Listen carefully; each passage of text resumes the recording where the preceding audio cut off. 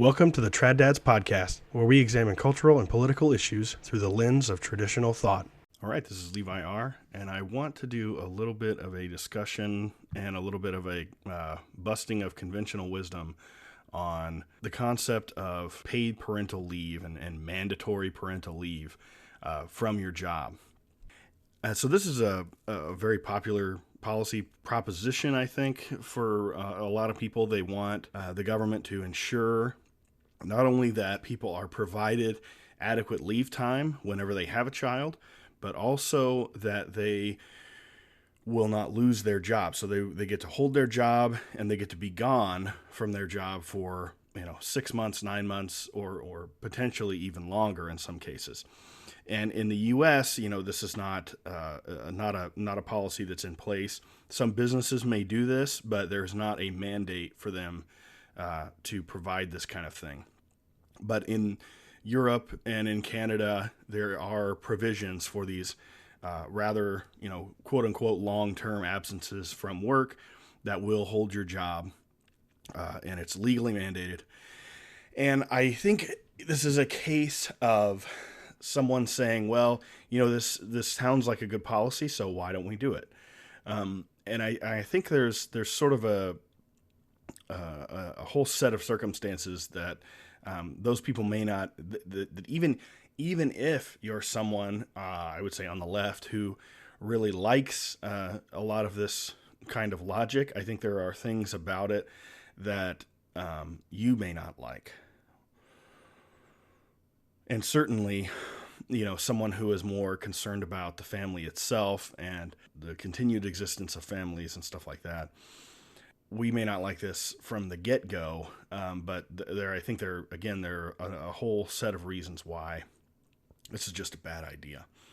So the conventional wisdom is that, well, we got to have we have working parents, and we want to incentivize them to have children and stuff like that, or at least we don't want obstacles in the way. If they decide to have a child, it depends on the language you get from the left is very individualistic. Well, if they decide to have a child, but you might even get some people on the right who are more who like pro-natalist type policies might actually advocate this sort of thing.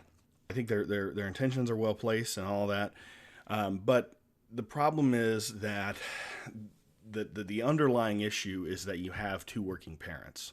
That's the underlying problem.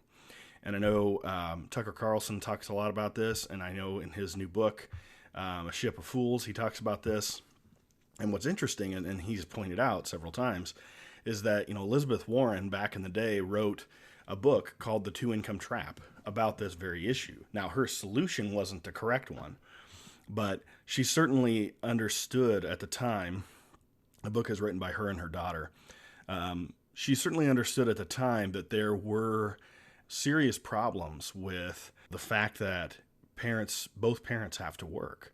And it creates all kinds of negative consequences for the family. And her book does a decent job of, sort of documenting all of these types of things that kind of go wrong for kids. And I'll put links to both of those books in the show notes for today. So I think it's interesting that, 15 years ago or so, even the left recognized that, there were problems with these two income families, and the fact that, as Elizabeth Warren's title says, it's a trap. It's the fact that, people felt as if they had to both work, and they both had to kind of relinquish the care of their children either to, daycares or to the school system. And it just causes all kinds of problems. It's more costly for the parents to monitor these school systems. The child care is very expensive. If they want to avoid the problems in especially large city public schools, private school is expensive.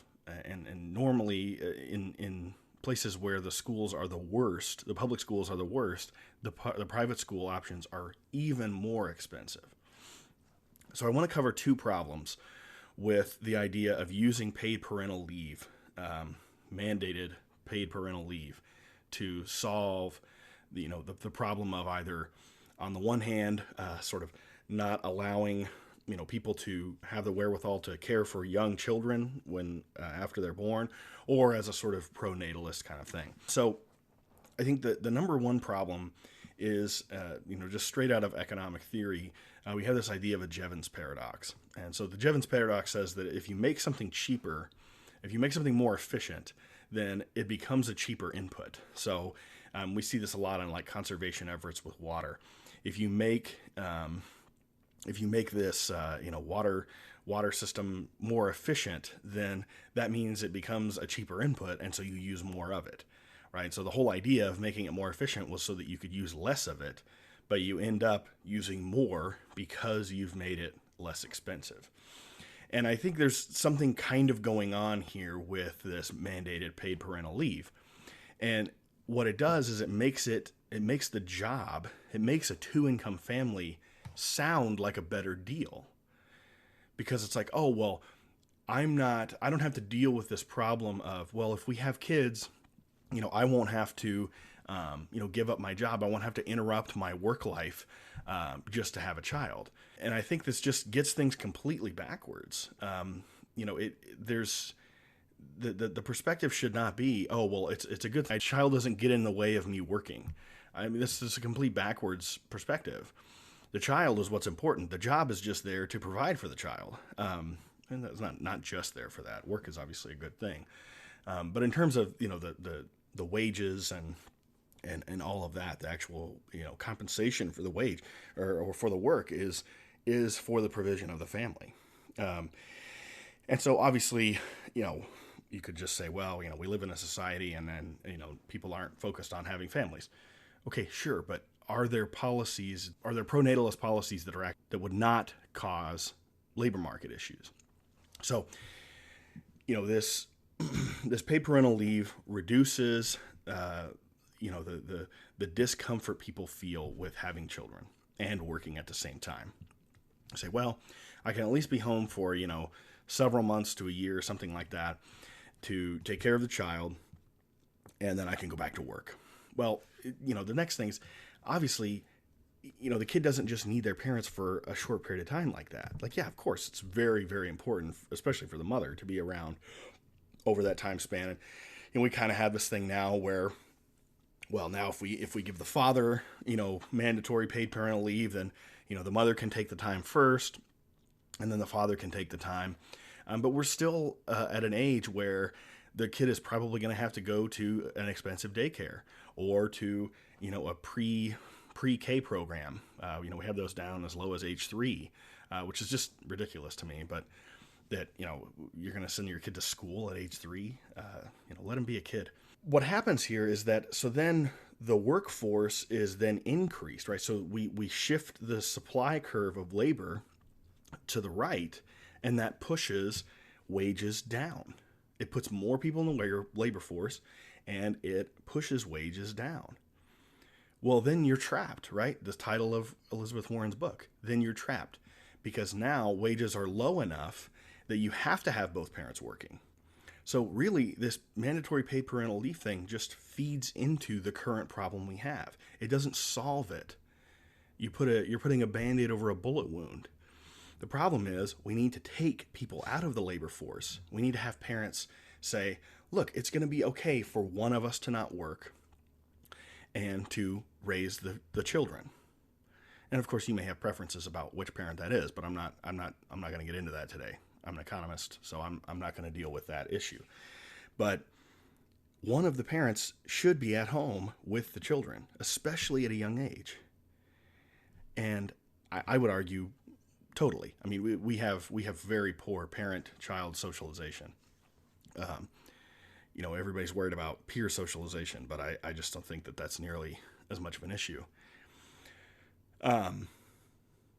So again, this incentivizes ignoring these parental duties. It incentivizes a system where we have two parents in the workforce. It drives wages down, and it just traps the next generation into the same problem. And so you're never going to solve the problem with paid parental leave. It's just not going to fix the problem. It's not going to end the two-income trap. The second problem, and this one I think will really bother, the lefties. Maybe that first one won't. Maybe not. But this one definitely will. And I know folks on the right, this will bother you too, but just as an anecdote, and then I'll try to give the logic for it. I had a friend who lived in Canada for a while, and she, she campaigned for Hillary Clinton back in the day, and so she, in theory, would be kind of a fan of all of this sort of, women's empowerment, women in the workforce, and all of this, and of course, paid parental leave as a mandatory type of thing. She might like that as well. But it was interesting what she saw in Canada, where they do have this policy already. And she said it was weird because there was this class of women, this whole group of women who would take jobs that other women left for that, 6, 9, 12-month period of time and fill in for them. And then they would have to leave at the end of that time period because the mother, the woman who just had a child, would come back to her job. Because again, the policy mandated that she could come back to her job. She wouldn't have to give it up. And so it was interesting to see that there was this whole, I guess I could call it an underclass, right? An underclass of, temp workers that were trying to fill these different types of jobs just for that short period of time. And obviously this flies in the face of the whole concept of, workers' rights and this type of thing. We want people to have stability from their occupation, not, this sort of gig thing where they're constantly having to float around to different things. Now, starting a business is completely different story. If people, invest and have the wherewithal to get investment together and start a business, that's not a gig thing. But this whole idea of, well, we're just going to create this underclass of temp workers to facilitate these other people's, two-income life. I mean, how are you ever supposed to get out of that? If you're already, if you're in this temp worker thing, you're going to struggle to get out of it because there's just simply not going to be slots open, because whenever someone has a baby, they're not going to leave their job, right? And so you just create this underclass. And again, this could be solved by simply, en masse reducing the number of people in the workforce. Now, of course, is that going to happen? I don't know. I mean, that's maybe unrealistic. But the point is, you don't solve the problem by incentivizing an even worse outcome. You don't solve the problem of people not being able to take care of their children by creating an entire underclass who can't even get their foot on the bottom rung of the ladder. So this, I think, makes sense that this would be the case, right? So you've got an employer and they're saying, okay, well, I am mandated to hold your job for you when you go on maternity leave, but I have to have someone here to do the work. And so because of that, they're going to try to minimize their cost of doing that, right?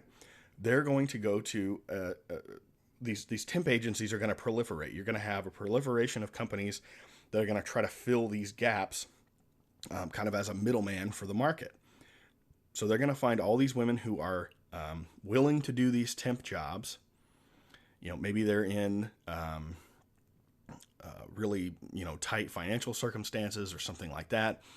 And they're going to take these temp jobs, and this temp agency is going to fill the gap there for those employers. And of course, the employer is probably not going to like that as a first best solution, right? I mean, we see that, more often than not here in the U.S., when women, when they decide to have children, they just kind of leave their job for a while, for years potentially. I mean, I can't tell you how many times, I've worked in a place and, there was a younger woman who got married and had kids, and, she was definitely going to come back, but then she didn't. And, it does not allow these temp workers this same luxury, right? So this luxury that's afforded to, probably people that are doing fairly well financially, at least compared to the temp workers, they're just having to kind of float around on all these different jobs.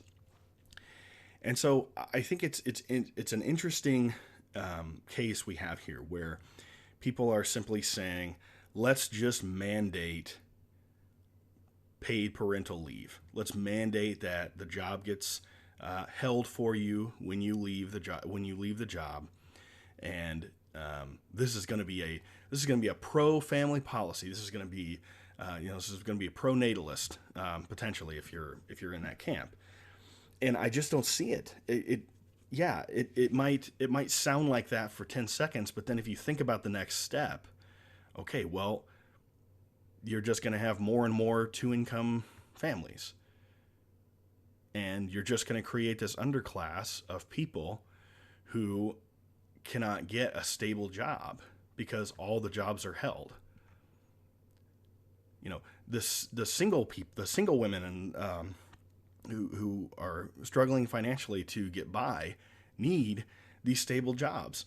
The folks that are married, the men and women that are married, the other spouse can handle, should be able to provide for the entire family.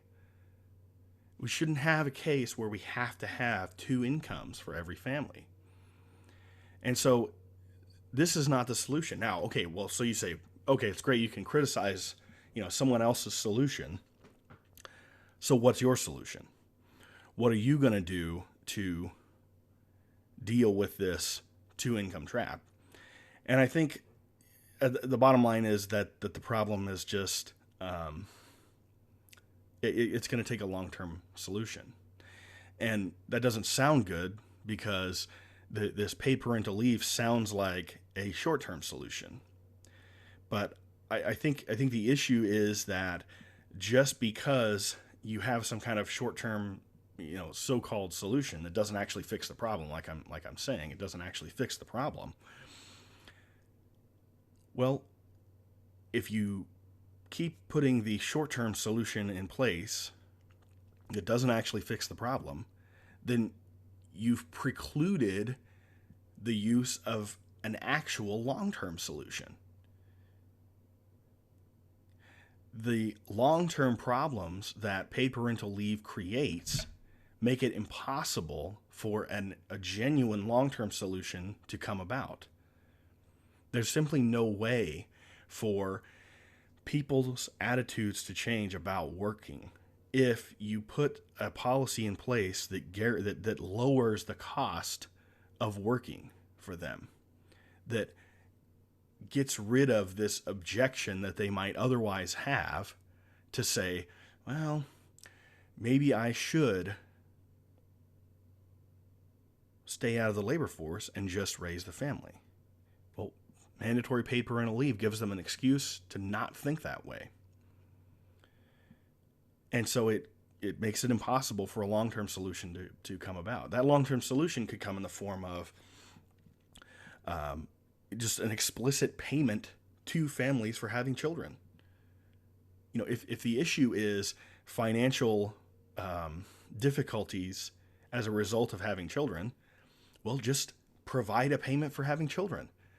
I mean, you can easily make the case that the state has a legitimate interest in a growing population. Standard macroeconomic growth models show that increasing the population increases growth per capita. So even if you're going to just boil it down to nothing but economic growth, and I wouldn't, but I think there's inherent value to, larger families. But even if you're just going to boil it down to something financial, well, having a growing population is going to give you more growth per capita. So that's not an objection. There is no, I don't think there's a legitimate objection to saying that the state does not have an interest in larger families.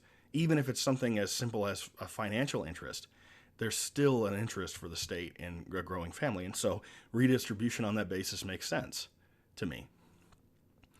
So that's one way to get to a longer term solution. Just explicitly financially support larger families instead of doing it in this roundabout way through the job market. That doesn't make any sense.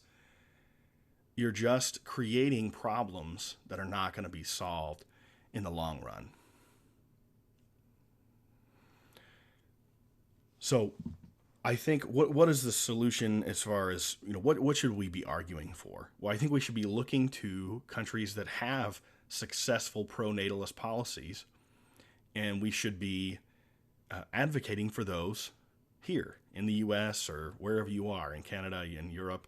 You should be advocating for a reduction in the paid parental leave programs or the elimination of them.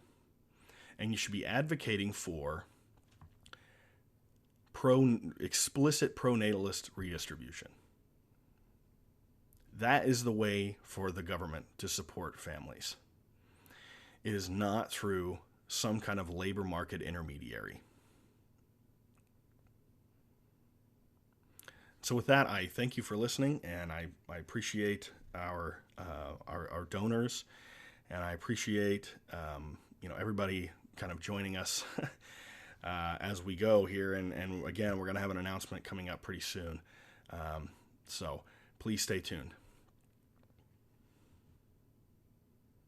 As you know, we could use more voices on the traditionalist right, and one of the best ways to do that is with a podcast. I've been using Anchor.fm for this podcast and for another podcast for over a year, and I've really enjoyed it. It's free, and it allows me to upload clips and also to record and edit. It also disperses all of my podcasts to all the major platforms, including Apple Podcast and Spotify. It also allows me to monetize and to collect donations. It's everything you need to make a podcast in one place. If you want to join me in being a voice for the traditionalist right, download the free Anchor app or go to Anchor.fm to get started. Thanks for listening to the Trad Dads podcast. If you enjoyed our show, please subscribe on your favorite podcast app and consider giving us a 5-star rating on iTunes. It really helps us out.